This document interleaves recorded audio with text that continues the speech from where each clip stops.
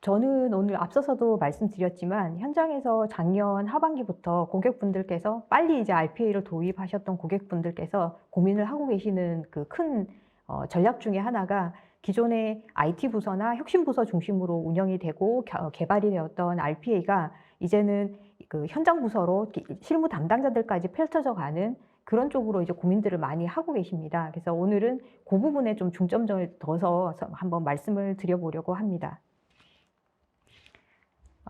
먼저 이제 현장에서 느끼는 RPA에 대한 고민, 그리고 RPA가 전반적으로 어떤 식으로 이제 좀 변화하고 있는지에 대해서 한번 말씀을 드려보겠습니다.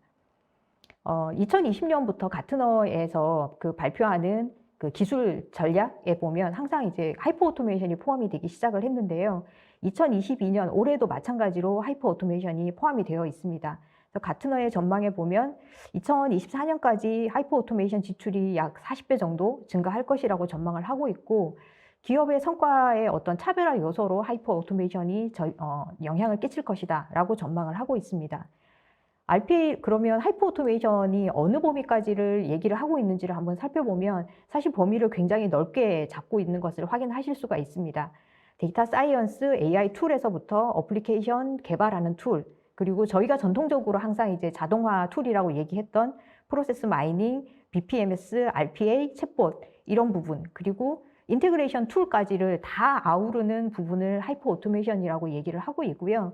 사실 최근 2년 동안 굉장히 회계적으로 어려운 시기임에도 불구하고 이런 하이퍼 오토메이션의 성장은 계속해서 늘어갈 것이다라고 가트너에서 전망을 하고 있습니다.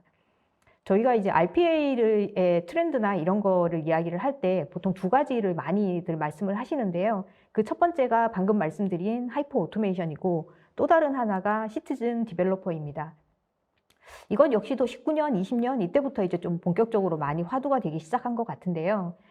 가트너에서 정의하는 시티즌 디벨로퍼라고 하면 IT가 아닌 비전문 인력이 실제로 이제 RPA 스크립트를 직접 개발하기 시작한다라고 하는 측면에서 이제 디벨로퍼라고 얘기를 하고 있고요.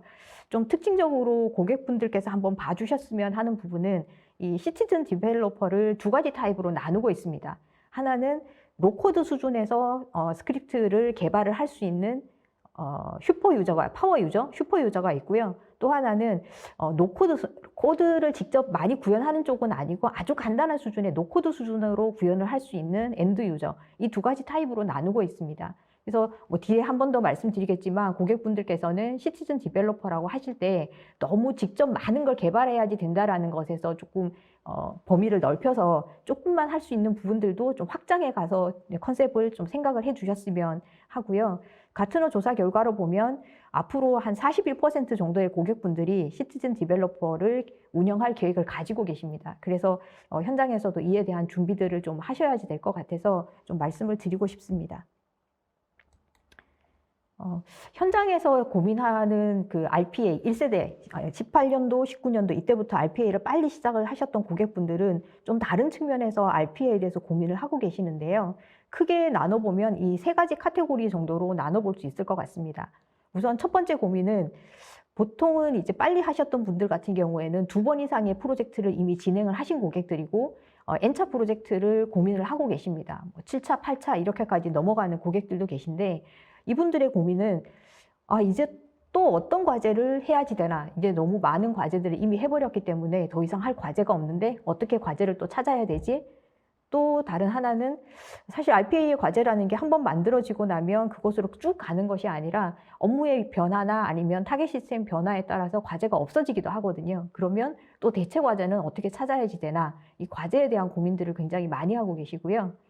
두 번째로 고민을 하시는 부분이 이제 이 시티즌 디벨로퍼와 관련 있는 부분인데, 기존에 저희가 전통적으로 RPA를 했던 방식을 보면 IT 부서나 혁신 부서에서 주관을 하고 주기적으로 과제들을 다 발굴을 한 다음에 이걸 프로젝트화 시켜서 과제를 개발을 하고 중앙의 어떤 그 IT 부서에서 전체적으로 중앙에서 다 관리를 했었습니다. 근데 이제 어느 정도 시기가 지나고 나니까 이거를 사용부서로까지 확산을 해야지 되겠다라는 그 생각들이 나오게 되는 거죠. 그래서 사용부서에서 수시로 과제를 개발을 하고 이걸 운영을 하고 또 실제로 이걸 운영을 하는 데 있어서 현업들이 직접 운영을 하는 거죠. 봇도 직접 컨트롤하고 이렇게 이제 변화해 가고 있습니다. 그래서 여기에 맞춰서 이제 고객분들의 이걸 주관하시는 부서에서의 고민은 이렇게 변화한다라고 하고 우리도 경영층으로부터 RPA 한번 전 직원들한테 확산을 해봐라는 지시를 받았는데 어떻게 시작해야 되지? 어떤 걸 갖춰야지 되지? 그런 것에 대한 고민들을 굉장히 많이 하고 계십니다.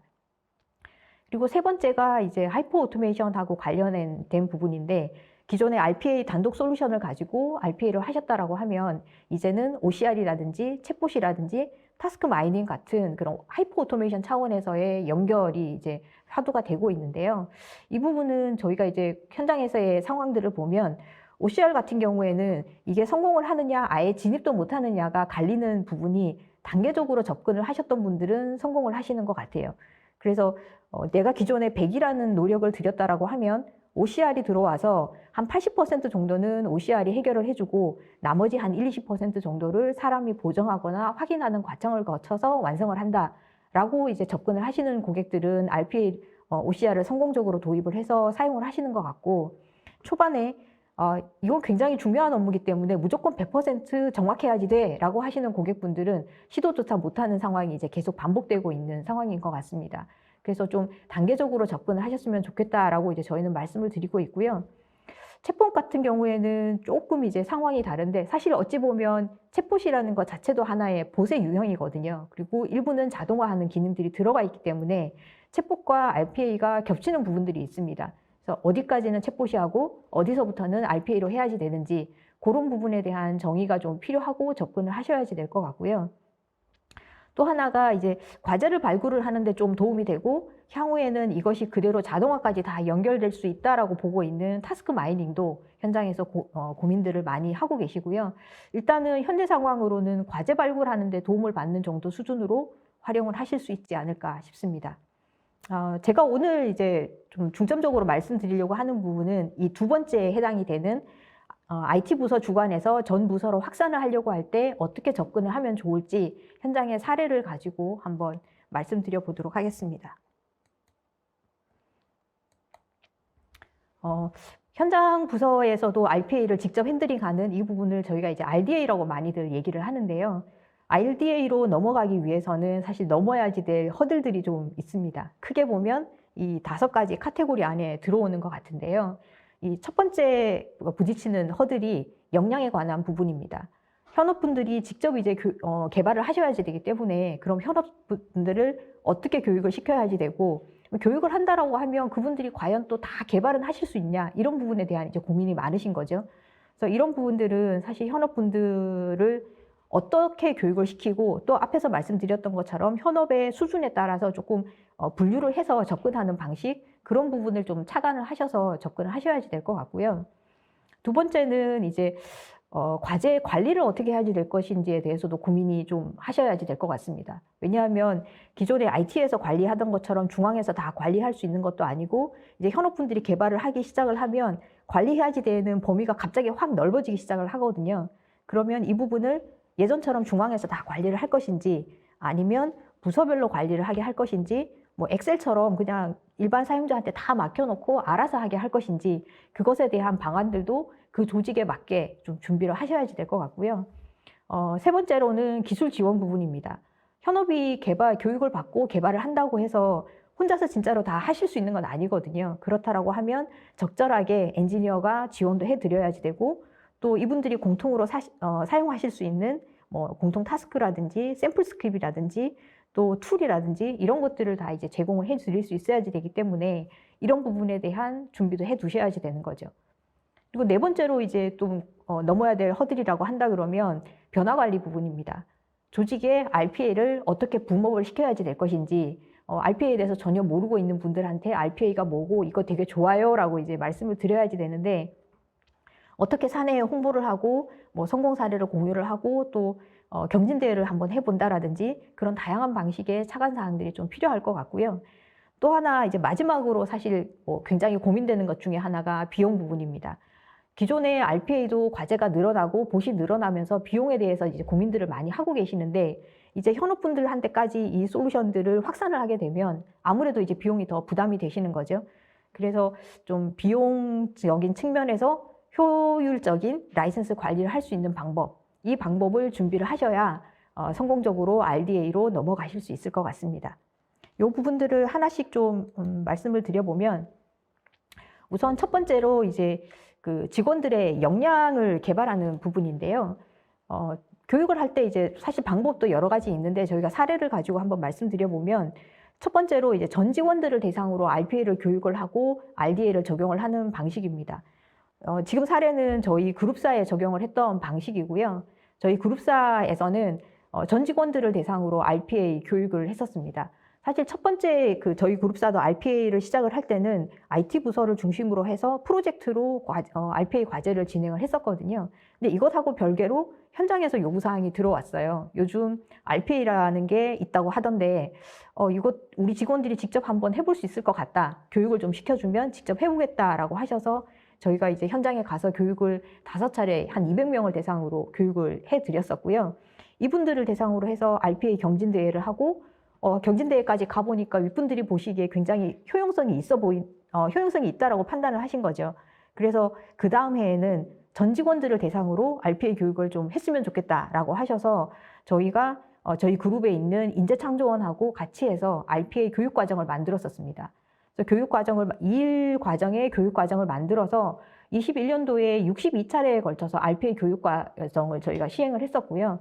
이 과정에서 원래 목표는 한 1000명 정도를 교육을 하는 게 목표였었는데 한 700명 이상의 직원들이 교육을 받았었습니다.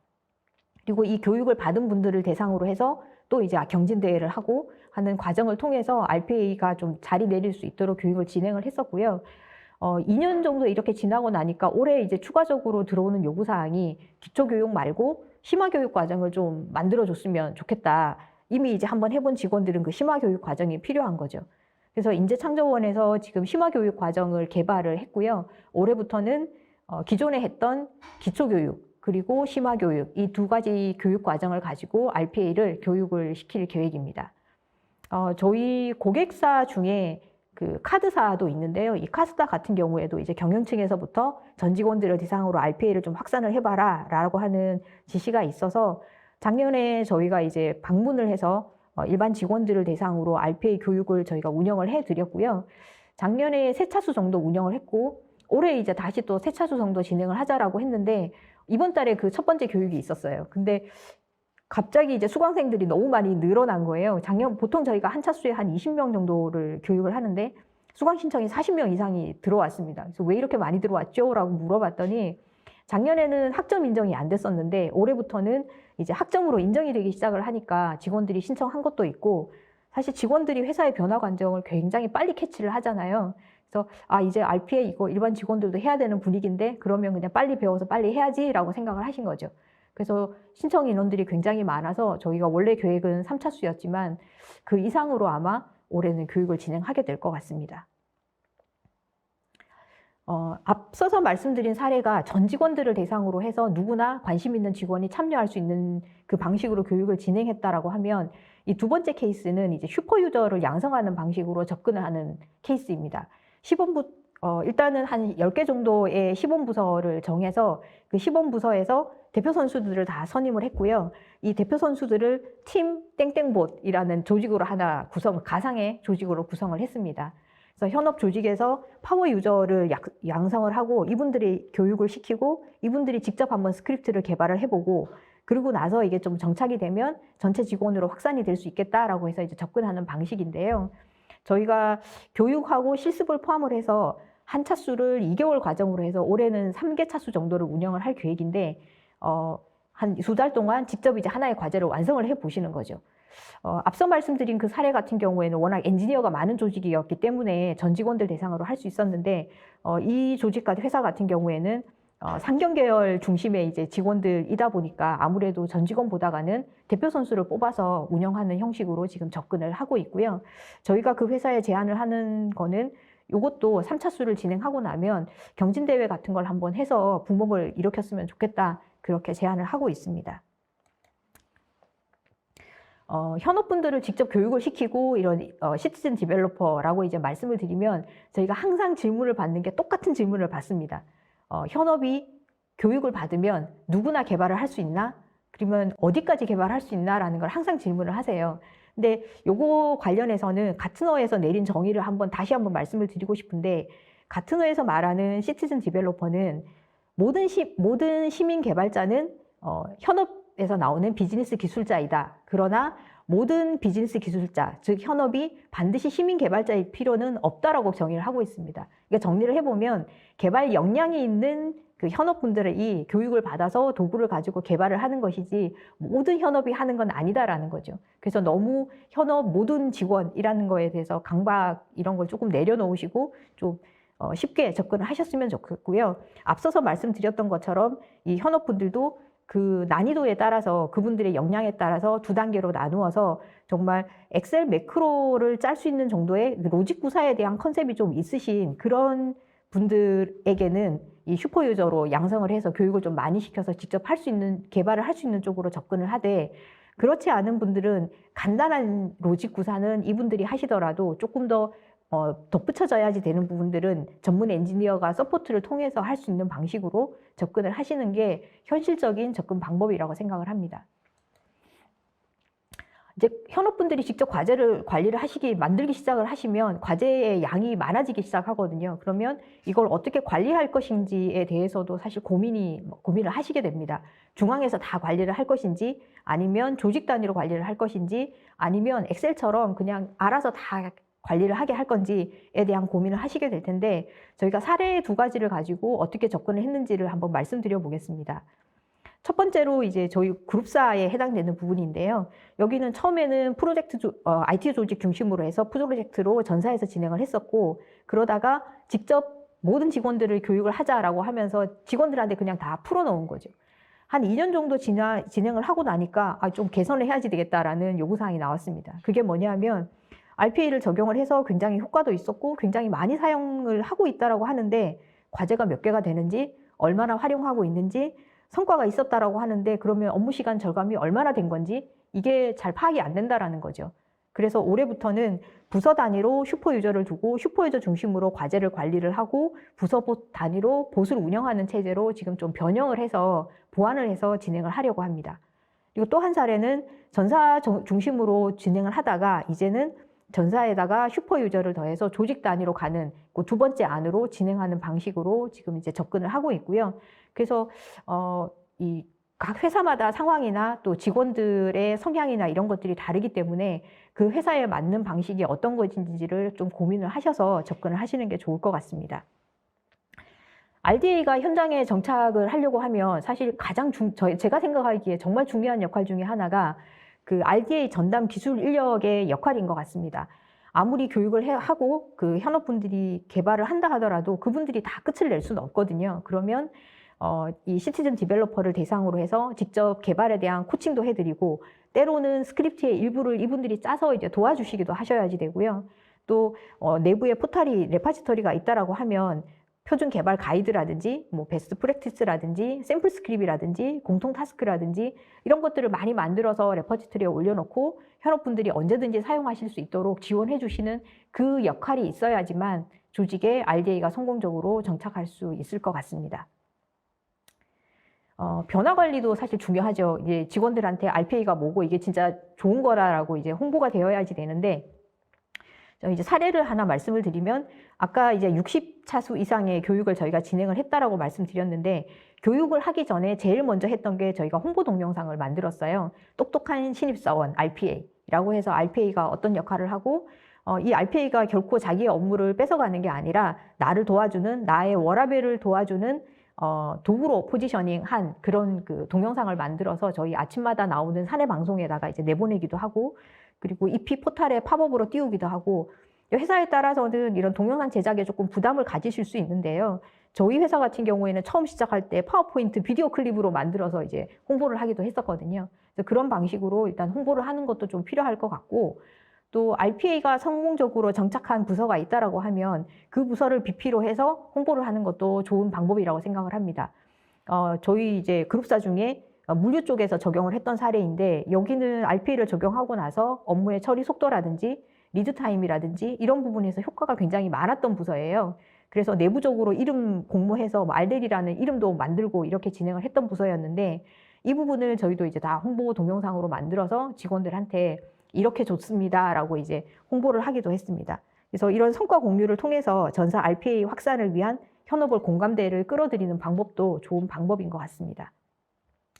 사실 좋은 방법 중에 하나가 이제 경진대회인데요. 직원들이 많이 교육을 받고 RPA 스크립트를 좀 짜기 시작을 하면 경진대회를 통해서 한번 이제 붐업을 하는 것도 좋은 방법입니다. 저희 그룹사 같은 경우에 첫 번째 해 때 200명 정도 교육을 받고 경진대회를 했었고요. 두 번째 해에는 한 700명 이상의 직원들이 교육을 받고 경진대회를 할 때, 두 번째 경진대회를 할 때는 요즘 이제 많이들 하시는 그 메타버스 환경에서 이런 경진대회를 진행을 해서 직원들의 관심을 좀 끌어들이기도 했었습니다. 사실 이제 RPA라는 게 앞에서 말씀드린 것처럼 이런 조직적으로, 프로세스적으로 준비를 하는 그 상황들도 굉장히 중요하지만 RPA가 정착할 수 있도록 솔루션에서 기본적으로 제공해줘야지 되는 그런 기능들도 있습니다. 그런 부분에 대해서 말씀드리도록 하겠습니다.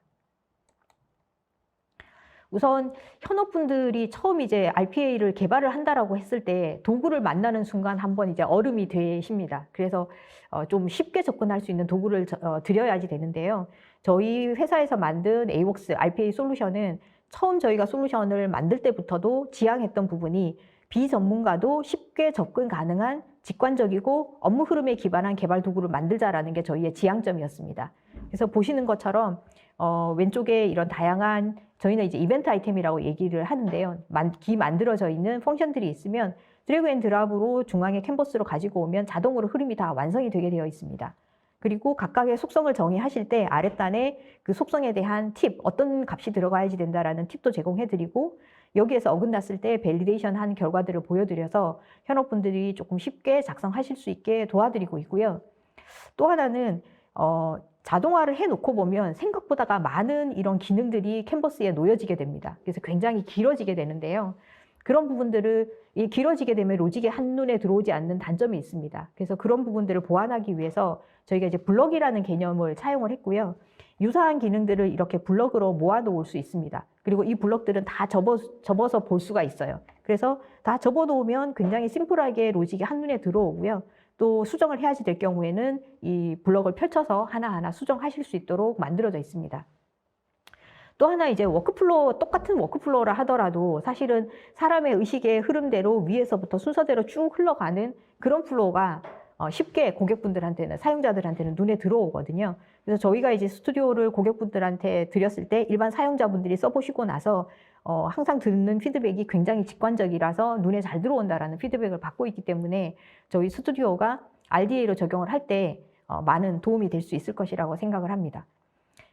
스크립트를 사실 개발을 해놓고 나면 그 다음에 이제 사용을 할 때에도 쉽게 접근할 수 있는 방법을 제공을 해드려야 되는데요. 저희는 사실 국내 솔루션 중에서는 국외도 마찬가지로 포함을 해서 어텐디드 봇, 일반 사용자분들이 사용을 하시는 어텐디드 봇에 이런 스케줄 기능과 이런 작은 핸들링 할 수 있는 그 별도의 URL을 제공해 드렸던 유일한 첫 번째 솔루션이었던 것 같습니다. 저희는 이제 에이웍스 미니라고 지칭을 하고 있는데요. 일반 사용자와 봇이 커뮤니케이션 할 수 있는 윈도우 창을 별도로 제작을 해서 사용을 하실 수가 있습니다. 그래서 일반 사용자분들이 프로세스를 이 플러스 버튼을 눌러서 쉽게 등록을 하실 수가 있고요. 사용을 하실 때는 플레이 버튼 누르면 바로 이제 프로세스가 시작이 됩니다. 그리고 어텐디드 봇 같은 경우에도 사실은 이제 의외로 스케줄이 필요할 때가 많습니다. 예를 들면 아침에 출근하기 전에 이 프로세스가 다 돌아서 내가 출근했을 때는 결과가 만들어져 있어야지 되는 경우라던가 아니면 점심시간에 휴식 시간 동안 이 업무가 이제 RPA가 돌아서 업무를 수행을 했으면 좋겠다라든가 그런 니즈가 있기 때문에 저희는 어텐디드 봇에서는 사실 저희가 처음으로 스케줄 기능을 도입을 했습니다. 보시는 것처럼 스케줄링을 등록을 하면 그 시간에 맞춰서 스크립트가 돌아가게 되고요. 실행의 결과는 조회하는 화면에서 이렇게 확인을 하실 수가 있습니다. 또 다른 장점 중에 하나가 사실 이제 RPA가 돌아가다가 오류가 났을 때 로그를 보고 어디서 오류가 났는지 뭐 때문에 오류가 났는지를 파악을 하게 되는데 로그만 가지고 확인하시기가 조금 어려운 상황들이 있습니다. 그럴 때를 대비해서 저희는 그 실행을 영상을 녹화할 수 있는 기능을 가지고 있어요. 그래서 오류가 났을 때 영상 확인을 통해서 어디에서 어떤 상황에서 오류가 났는지 확인을 하실 수 있고, 만약에 이제 이게 일반 사용자라고 하시면 이 영상을 그대로 기술 지원하는 엔지니어에게 주시면 엔지니어가 보고 원인을 바로 파악을 하실 수가 있습니다. 예, 그래서 사실 쉽게 제작할 수 있는 도구, 그리고 쉽게 운영할 수 있는 도구, 이 두 가지가 이제 그 RDA로 가기 위한 가장 기본적인 기능이라고 생각을 합니다. 세 번째가 이제 비용이죠. 아무래도 직원들한테 이제 RPA 개발을 위한 스튜디오나 봇을 제공을 하다가 보면 이제 금액적으로 좀 부담이 되시게 될 텐데, 저희 에이웍스 같은 경우에는 스튜디오나 봇 모두 컨커런트 라이센스 정책을 취하고 있습니다. 그래서 실제로 로그인 되어 있는 사용자 수를 대상으로 라이센스를 통제를 하기 때문에, 만약에 100개의 라이센스를 구매를 하셨다라고 하면 봇이나 스튜디오의 설치는 100개든 1000개든 얼마든지 설치를 하셔도 되고요. 동시에 로그인 되는 그 사용자 숫자만 100이라는 데에서 저희가 통제를 하고 있습니다. 근데 이제 그런 질문들을 하십니다. 로그인해서 사용하지도 않으면서 계속 로그인하고 있으면 어떡해요? 라고 이제 질문들을 하시는데, 그럴 때를 대비해서 저희는 중앙에서 관리하는 서버, 워크센터에서 강제로 이 라이센스를 회수할 수 있는 기능을 가지고 있습니다. 그래서 비용 효율적으로 사용을 하실 수가 있습니다. 지금까지 제가 말씀드린 개발하기 쉬운 도구, 간편하게 운영할 수 있는 도구, 그 다음에 비용 효율적인 컨커런트 라이센스, 이 세 가지는 RDA로 가기 위해서 솔루션에서 제공해야지 되는 사실 가장 기본적인 것이라고 생각을 하고요.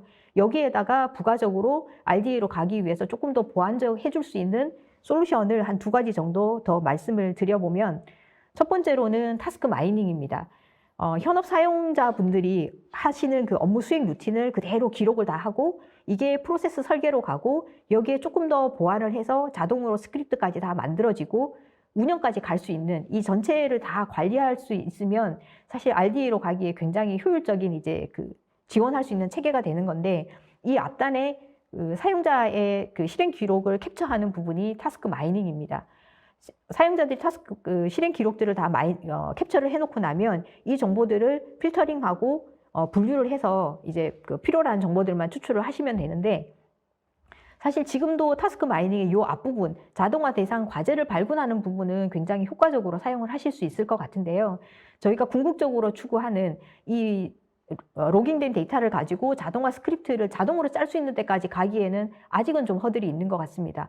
왜냐하면 타스크 마이닝에서 수집된 그 데이터는 좀 불필요한 정보들이 많이 들어가 있기 때문에 필터링하고 유사 액션들을 묶어주는 이 정제 작업이 필요한데, 지금은 그 정제 작업에 들어가는 시간이 좀 많다라는 거죠. 그래서 그 정제 작업을 하느니 그냥 내가 하고 말겠다라는 그런 지금 상태이다 보니까 아직은 자동화까지 가기에는 조금 더 많은 시간이 필요할 것 같고, 그렇지만 궁극적으로는 여기까지 다 가는 것이 지향점이라고 생각을 하고 있습니다. 저희 에이웍스가 솔루션을 만들 때 가지고 만들었던 전략 중에 하나가 뭐냐 하면, 저희는 이제 RPA 솔루션을 정말 잘 만들고 하이퍼 오토메이션으로 가기 위해서 주변에 여러 가지 필요한 솔루션들은 그 분야에서 최고의 베스트 브리드 솔루션을 찾아서 저희와 연계한다라는 전략을 가지고 저희는 지금 제품을 만들고 있는데요.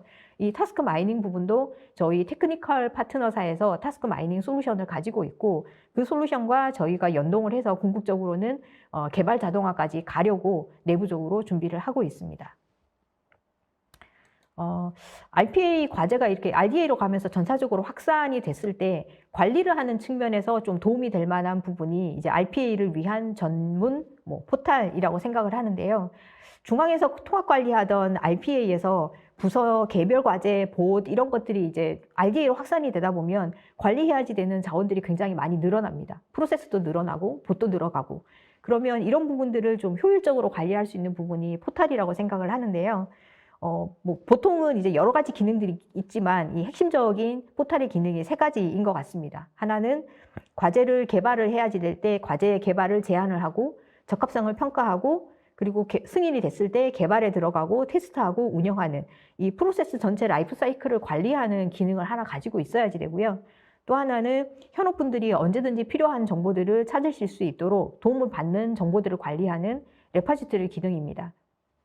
표준 템플릿이라든지 샘플 스크립이라든지 공통 타스크, 개발 팁, 개발 가이드 이런 것들을 포털에 올려놓고 현업분들이 필요하실 때 언제든지 활용을 하실 수 있어야면 RDA가 확산되는데 많이 도움이 될 것 같습니다. 그리고 또 하나가 이제 조직별로 과제가 몇 개나 되고 보습 몇 개나 되고 이 과제나 보시 활용률이 얼마나 되고 또 업무 시간 절감 효과, 이 KPI가 어떻게 되고 하는 것들을 모니터링할 수 있는 기능이 포털에 들어간다라면 이 관리하시는 데 많은 도움이 되실 수 있을 것 같습니다. 예, 제가 이제 솔루션에 관한 부분까지 이제 다 말씀을 드렸는데요. 제가 RDA를 관련해서 현장에서 만나는 고객분들 얘기도 들어보고 또 이제 여러 전문기관에서 내는 자료들이나 이런 것들을 한번 보면 실제로 가장 많은 방법들이 있는 것 같고요. 근데 가장 중요한 것은 우리의 조직의 특성을 이해를 하고 우리의 조직이 어떤 특성을 가지고 있고 직원들의 특성을 어떻고 이런 것들을 파악을 하신 다음에 우리 조직에 가장 잘 맞는 RDA를 적용하는 방식을 이제 찾으셔야지 되고요. 그 과정에서 저희는 그 찾는 과정에서의 컨설팅적인 도움, 포스코 ICT가 가지고 있는 컨설팅적인 도움을 드릴 수 있고 또 거기에 가장 잘 부합하는 에이웍스라는 솔루션을 가지고 저희 고객분들을 도와드릴 수 있을 것 같습니다. 네.